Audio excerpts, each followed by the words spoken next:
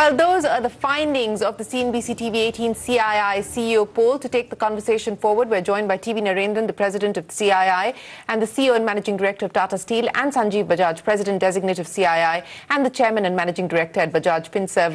Mr. Narendran, Sanjiv, many thanks for joining us here on CNBC TV18. You know, I want to point out to our viewers that this was a poll that was actually done just last week, so it does capture the impact of the third wave and what we have seen on account of Omicron. So, Mr. Narendran, CEOs continue to be optimistic about the year ahead, even though we have seen some degree of disruption on account of the third wave. That's true, Shireen. Thank you for having us on the show. This was what we heard from the CEOs when we had the National Council of CII in early December. And I think the sentiment continues. The recovery has been as strong as most people expected, maybe better. There are some sectors like the high contact sectors which are still struggling, but most other sectors have recovered quite well. And metals and some other capital intensive sectors have also announced investments. So I think overall CEOs are generally positive and are hoping that the third wave goes through with less impact than the second wave had on us. Well, yes, CEOs running metal companies are certainly feeling optimistic and confident, and you have a smile on your face, Mr. Narendran, on account of that, but that doesn't necessarily translate into good news for the rest of the economy, and especially not as far as the consuming sectors are concerned. Sanjiv Bajaj, when we poll asking what is the number one risk, people are not talking about COVID and the impact of the disruptions on account of restrictions, etc. Rising input costs, that is the number one threat to economic recovery and to business. That is what the survey shows up. You know, what do you make of that? And do you believe that this is going to get increasingly challenging as we move forward? I mean, forget the manufacturing sector. Yesterday, in my conversation with Salil Parekh of Infosys, even he was talking about inflation as being a challenge which was not factored in so far. That is correct, Shireen. And if you keep in mind that a large number of our members end up being from the manufacturing sector, the biggest change, if you see over the last 18 months, 24 months through this pandemic, has been a significant increase in input costs, driven both by inflation and a lot of it because of the supply chain disruptions that we saw. So that is what is impacting them. But this could have been different in the second wave. So it also goes to recognize the efforts made all around by the government and by industry in how preparedness has happened much better for the third wave. And while we are still in the midst of the third wave, it looks like we are managing to balance both life and livelihood. And that's where input costs then stand out. This is going to be both an issue of new capacities, and you saw in the survey over 50% people will invest in new capacities coming in. That will partly take care of this. Also, we need to further improve the supply chain disruptions, and these two together should then make a difference going forward. You know, I'll come to capacity expansion in just a second, Sanjiv, but since we are talking about rising input costs and inflation, let me ask you for your own outlook as far as what that could mean in terms of consumption. You know, monetary policy has, of course, been extremely accommodative. We've seen the RBI lay out whatever it could from within its arsenal to try and spur growth to help aid the economic recovery. But given what we are seeing happen globally, with global central banks also now starting to rewind the taper programs, what's the expectation in terms of credit offtake, consumption and inflation? Credit offtake clearly is increasing gradually, increasing. Again, if you see, it's more in the middle class and the upper middle class that you're seeing higher consumption over the last couple of quarters. The lower income class did get hurt pretty bad over the last 18 months, and consumption there continues to be low. The same is true for the MSME sector, and I must there grant that the benefits that the government has pushed through, particularly through the last year, has at least seen that a large number of them have stayed afloat. So that's where consumption is. I believe each country is moderating growth and inflation. The Western countries could and put a lot more money in, a lot more stimulus in the first and the second waves and the multiple waves they've had. Countries like India had to be more circumspect about it, just given our own finances. And to that extent, I expect that we will also more moderately take a change in stance in our interest rates. And that's why if you see RBI policy still is accommodative. So each country is following a path as relevant to itself. And we believe as CII that government needs to continue with its own expenditure so that the green shoots that we are seeing in the economy is something that can develop and new private sector capacity comes on stream over the next 12, 18 months. What's equally important is that while we seem to be comfortable with the situation in this current wave, we have to move ahead with more booster vaccines, boosting everybody possible, getting the kids out there vaccinated so that we prepare ourselves for the next wave that will come and we don't see disruptions. For industry to put in capital, to expand capacities, for consumers to go out and spend, we need stability out there.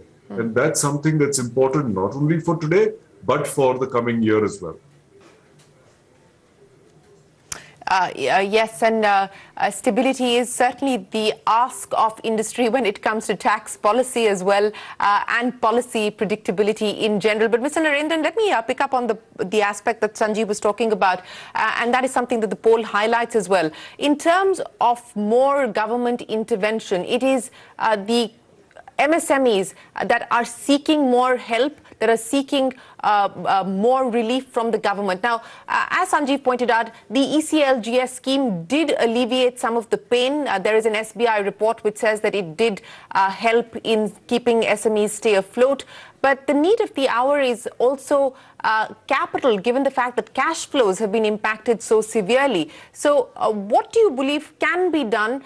Not just an extension of the ECLGS scheme, which seems to be a given that the government is probably going to extend it by another year, but what more do you believe MSMEs want and the government should do? Yeah, so Shireen, I think for MSMEs, there have been a few issues. The ECLGS has been great, but because of rising input costs, a lot of them are using need a lot more liquidity than they've traditionally needed. So one aspect which we've been taking up with the government is also to make sure that they get paid on time. And what the government is telling private sector also is to pay MSMEs on time. I think that's certainly something that we need to do. The second part is to support them in any other way that is possible. I think one of the points that we'd made earlier is for MSMEs who are squeezed between fixed contracts and rising input costs, can we have index contracts going forward? Because that's again something which will help them deal with the volatility which is inherent in our market. Third is, of course, within the MSMEs also, there are some MSMEs who are not doing too bad, but there are MSMEs which are in the high contact sectors which are really struggling. So what is it that we can do to help them as well? So these are specific things that I think we need to do for the MSMEs. They are the backbone. They are 40-45% of the GDP. And so it's in our interest to make sure that they are healthy and continue to become global champions like they have in some sectors. Yes, and the poll that we're showing you, a majority of the people polled are from the MSME sector. But Sanjiv, let me come back to you now on the larger issue of what the direction should be as far as this budget is concerned. The last budget, the finance minister got kudos for putting forward a reform agenda, taking some pretty decisive action, including on privatization and strategic disinvestment. This time around, what's the expectation? Any big ideas that industry has put forward that you believe the government must take forward? Because on one hand, there is a feeling that, look, we're coming up to 5 states going into elections, so perhaps there might be a little bit of a loss of momentum as far as the reform agenda is concerned. The other view is that last budget, so much was already announced that it's unlikely that we are going to see any significant game-changing ideas. This is probably going to just be a continuation of what was previously announced. What's your sense? We hope that the budget focuses both on growth for today and growth for tomorrow. And for that, you need continued focus on reforms and you need tax and policy stability. As I mentioned, and as the survey is showing, that more than half the respondents are going to put in money into private capex. But this will take time before it comes out on the ground. And till then, government expenditure continues to be important. But beyond that, as CI, what we are recommending also is to focus on the medium term. So, for example, we have to focus on employment-led growth. And we've recommended incentive schemes for labor-intensive, large champion sectors, whether it's furniture, whether it's garments, whether it's leather and footwear, tourism. should be given an infrastructure status. We have so many places for Indians and foreigners to go and see, and this can be a huge employment generator. Manufacturing competitiveness. For example, we are thrilled with the government's policy on semiconductors, and we believe a similar mission on new age manufacturing, whether led by hydrogen, electric vehicles, is something that is required. So what the government is then doing is incentivizing the next generation of manufacturing, I would say, avenues as well. In addition, we have to continue to focus on ease of doing business and bringing down the cost of doing business. So CII recommends that the government put in place a cost of doing business index, which we can work and build one together so that we get more and more competitive as a country. In addition, we need to focus on the technologies for tomorrow. And we've again recommended a technology commission of India and a technology fund that brings together ideas, integrates them, coordinates them, implements them, both between public and private sector. And finally, I would say that areas like climate change or policies on our exports, these are all continuous areas which will require innovation, which will require partnership for work, it will require significant investment, and will also be significant employment generation opportunities, not just in the next 12 months, but in the medium term. So as CII, we are recommending hence do what is required for today, but also set the seeds or sow the seeds for what is required for tomorrow. Yes, you pointed out what is important, which is to try and ensure that we see a pickup as far as employment is concerned, and especially incentivizing that in labor-intensive sectors. But as far as the poll is concerned, a majority, 52% CEOs say that they will wait and watch as far as hiring is concerned. Of course, it's different for different sectors. But Mr. Narendran, to the point that Sanjiv was making, that we need more schemes to incentivize manufacturing. The government has announced a comprehensive policy for semiconductors. There are, of course, 13 PLI schemes that have already been announced. The expectation is that perhaps there could be more PLI schemes announced, or sectors like IT and hardware have asked for the allocation to be enhanced under the PLI scheme for that particular sector. What is your own expectation there? Because the poll also says that this has perhaps been one of the most effective policy decisions taken by the government in the previous budget. So, Shireen, I think the government has tried to do the best it can on the allocations, because there are some sectors, rightly so, which have got more, like semiconductors, automotive, etc. And I think there's substantial money kept aside for those sectors, and that's attracting interest, particularly in electronics manufacturing and hopefully in semiconductor manufacturing as well. Some other sectors feel that there needs to be more money kept aside for it. For them, this is more an incentive, but not necessarily the trigger for making the investment. For the others, this is the trigger for making the investments. Fundamentally, I think manufacturing is very crucial for India. We are not going to transition from an agricultural and an agrarian-based economy to a services economy without having a manufacturing phase in between, because that's where the quality of jobs tend to be much better than it is, at low-end service jobs. And you can create jobs closer to where people live. So I think it's very important to get manufacturing in, and for that, these incentives are important. Industries themselves need to benchmark with the best in the world and make themselves competitive. And the third part is the government needs to continue to spend on infrastructure so that the costs outside the factory gates are addressed. And fourth and finally, make sure that there is policy stability both at the center and the state level, because capital investments in manufacturing are not something you can pull out of. Once you put money on the ground, it stays there. So there's a need for stability and continuity to attract investors, particularly foreign investors.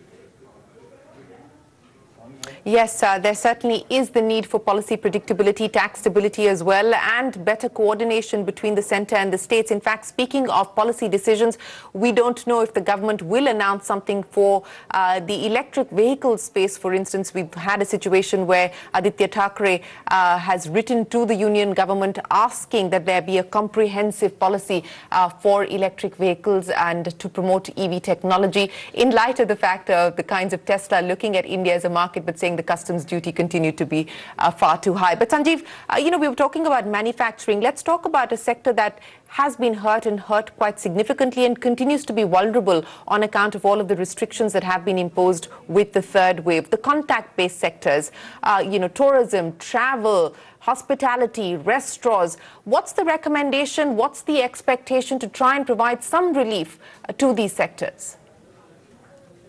This is something that CI has been requesting for right from the first wave. And we know that unfortunately these are sectors that have stayed in a bad state right through this last 18 months, 24 months. What we're also seeing, and partly understandably, is significant disruption in when they can shut, when they can open.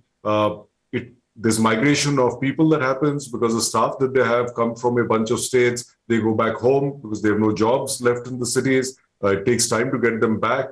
So what I do hope we see is a consistent set of measures from the government to help them tide through this period.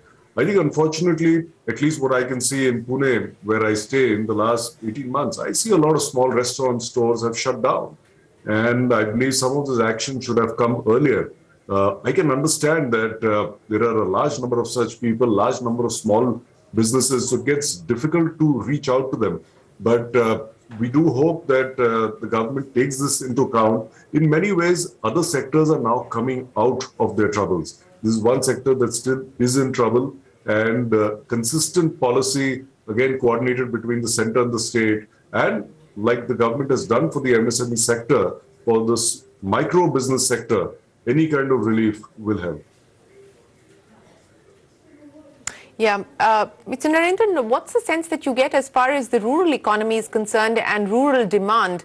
While demand more or less has held up across different sectors, what's the sense that you get in terms of where things currently stand? We've seen, a big offtake as far as the NREGS program is concerned. For instance, the expectation is that even in this budget, we will perhaps see a higher allocation. But what's the mood check and the pulse check as far as rural growth and rural demand is concerned? Shireen, the rural recovery has not been as strong as after the second wave. After the second wave, it was really the rural economy which pulled us back. I think the monsoon was good, and we saw motorcycle sales, tractor sales, etc. pick up. They're all indicators of what's happening in the rural economy. This time, actually, tractor sales are now at its lowest in a long time. Motorcycle sales haven't picked up after the monsoons. Even post-festive, we've not seen the pickup that we expected. So obviously, there's some trouble in the rural economy. The Manrega scheme is also an indicator that people are looking for jobs and income there. I think a lot of households have struggled because they've spent more on healthcare than they had planned to. And in many cases, incomes have shrunk, jobs have been lost. So while the monsoons have been strong, the harvest is expected to be good.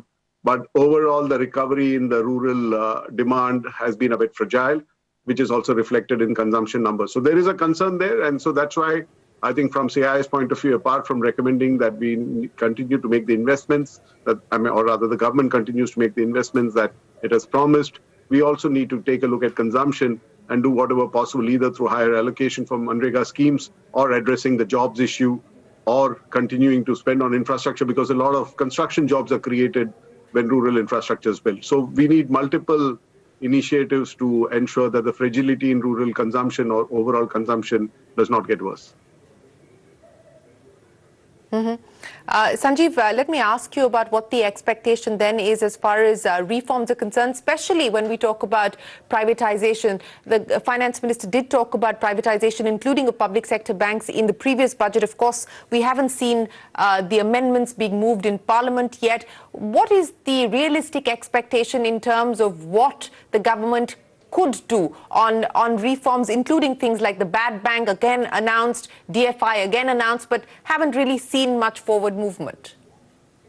So very clearly after the Air India privatization last year, and we are in the last leg of that, as we know, and the big IPO that's coming out soon, hopefully in March, which is LIC, we must see the government continuing in the same manner with the privatization of two banks, one insurance company, that they've already talked about last year, and I hope we see a roadmap for that in the upcoming budget. In addition, there is activity that is happening for progress, both on the so-called bad bank as well as on the infrastructure side. So I hope we will get an update on that. The government has to continue on the direction that it is set to say that government should not be in business. So other than a few strategic assets, get out of that, simplify the rules, get the regulators to get out of micromanagement, get more principle-based in regulation than prescription-based, and trust the private sector.